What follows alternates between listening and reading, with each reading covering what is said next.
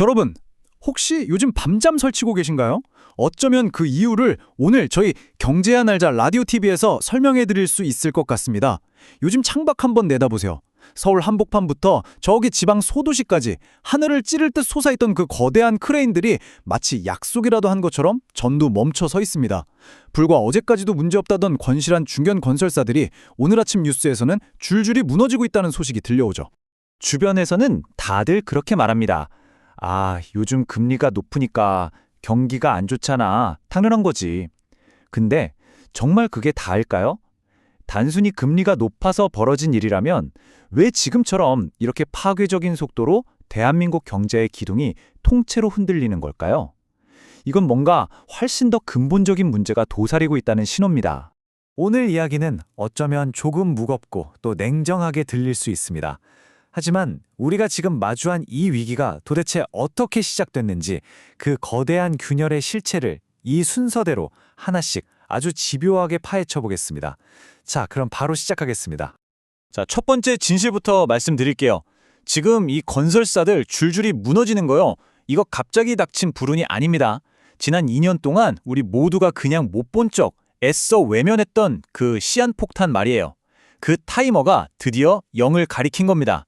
이건 예고된 결과였습니다. 이게 바로 누구도 콕 집어 말해주지 않던 현실이죠. 그동안 정부랑 금융권이 계속 만기 연장이라는 아주 강력한 진통제를 놔줬어요. 근데 아시다시피 진통제는 병을 낫게 하는 게 아니잖아요. 그냥 잠깐 아픈 걸 잊게 해줄 뿐이죠. 안에서는 병이 계속 자라고 있었던 겁니다. 그 약효가 이제 다 떨어졌습니다. 골마 터진 상처를 이제는 정말 맨눈으로 마주해야 할 시간이 온 겁니다. 그러면 그 시한폭탄의 정체가 대체 뭘까요? 네, 바로 빚입니다. 근데 그냥 빚이 아니에요. 우리가 상상하는 수준을 아득히 뛰어넘는 도저히 감당할 수 없는 규모의 빚, 그 실체를 지금부터 보여드릴게요. 자, 이 숫자 좀 보세요. 160조 원. 2023년 말에 130조 원이었던 부동산 프로젝트 파이낸싱, 그러니까 PF 대출이라는 게 지금 160조를 넘어섰습니다. 이게 뭐냐면요, 그냥 아파트 지을 건데 나중에 잘 분양될 거니까 그거 하나 믿고 돈을 빌리는 방식이에요. 이 어마어마한 빚더미가 바로 우리가 말하는 시한폭탄의 본체인 겁니다. 이 비유가 정말 와닿는데요. 여러분, 당장 내일 갚아야 할 빚이 1억인데 수중에 돈이 한 푼도 없다고 상상해 보세요. 근데 은행이 와서 괜찮아, 1년 뒤에 1억 2천으로 갚아라고 하는 거예요. 어때요? 일단 한숨 돌리겠죠? 바로 이게 지난 2년간 벌어진 만기 연장이라는 마법의 실체입니다. 당장은 살 것 같지만 빚은 눈덩이처럼 불어나고 결국 건설사들은 이자 갚는 기계가 되어버린 거죠. 근데 진짜 무서운 건요, 이게 건설사 망하고 끝나는 문제가 아니라는 겁니다. 이 불길이 이제 우리 바로 옆, 정말 우리 집 코앞까지 번지고 있다는 거예요. 네, 맞습니다. 바로 우리가 월급 타고 저축해서 꼬박꼬박 돈 맡겼던 우리 동네 농협, 신협, 새마을금고 같은 곳들 말이에요. 이 제2금융권이 예전에 금리 낮을 때 수익 좀 내보겠다고 위험한 중소건설사들한테 돈을 엄청나게 빌려줬거든요. 근데 이제 공사가 멈추고 건설사가 쓰러지니까 그 빌려준 돈을 돌려받을 길이 막막해진 겁니다. 이 그래프 차이 좀 보세요. 와, 말이 안 나오죠? 보통 은행 대출은 연체율이 1%만 넘어도 난리가 나는데 지금 일부 지역금고들의 부동산 PF 연체율은 무려 20%를 넘었어요. 무려 20배가 넘는 위험 신호입니다. 이미 몇몇 작은 금고들은 자본이 바닥났다는 그런 흉흉한 보고서까지 나오고 있습니다. 많은 분들이 에이, 그래도 예금자보호법 있잖아. 5천만 원까지는 괜찮아 하고 안심하실 거예요. 맞습니다. 법은 있죠.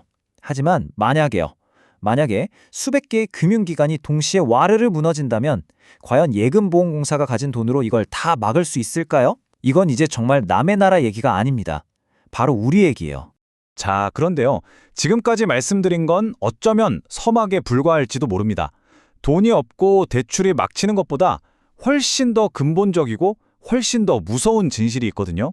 그건 바로 지금 짓고 있는 이 수많은 아파트를 사줄 사람이 이 대한민국 땅에 더는 없다는 사실입니다.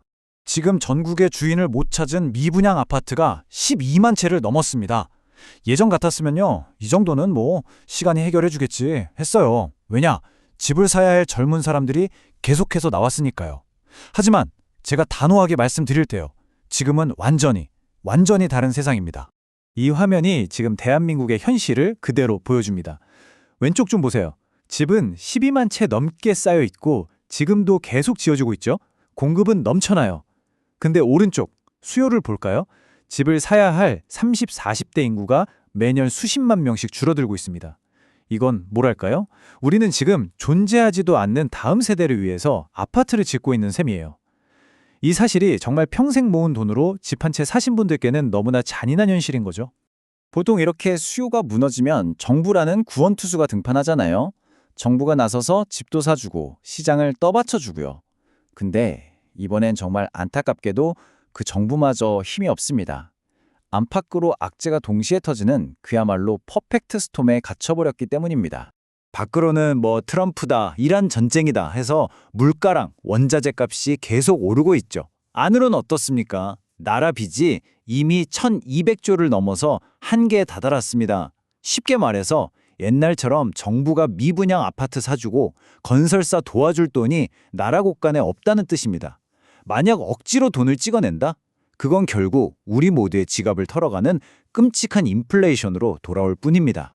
자, 여기까지 들으시면 정말 가슴이 답답하실 겁니다.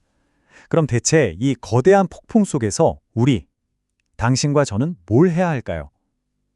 이제부터는 남 얘기가 아니라 바로 여러분의 소중한 자산을 지키기 위한 아주 현실적인 생존 전략을 말씀드리겠습니다. 지금 우리 경제에 울리는 이 비상벨은요, 성장이라는 엔진이 꺼졌다는 경고음입니다. 언젠간 오르겠지, 버티면 되겠지, 이런 막연한 희망은 이제 가장 위험한 독입니다. 인정해야 합니다. 지금은 성장이 아니라 생존을 고민해야 할 때입니다. 그래서 생존 계획은 딱 3가지입니다. 첫째, 내 자산을 제대로 점검하는 겁니다. 지금 당장 팔려고 내놔도 안 팔릴 부동산이 내 전체 자산에서 얼마나 차지하는지 아주 냉정하게 계산해 보세요. 둘째, 현금 확보입니다. 위기는 다른 말로 기회이기도 하죠. 폭락장에서 기회를 잡든 최악의 상황을 버텨내든 지금 가장 강력한 무기는 바로 현금입니다. 그리고 마지막으로 가장 중요한 것, 환상을 버리는 겁니다. 똘똘한 아파트 한 채가 내 노후를 책임져 준다는 그 성공 방정식, 이제는 더 이상 통하지 않는다는 사실을 받아들이는 것, 이게 모든 전략의 시작입니다. 오늘 저희가 드린 이야기가 이 거친 파도 속에서 여러분의 자산을 지키는 작은 등대가 되었으면 좋겠습니다. 이 거대한 변화의 파도 속에서 선택은 오직 여러분 자신의 몫입니다. 지금까지 경제의 진짜 흐름을 짚어드리는 경제 한 알자 라디오 TV였습니다. 감사합니다.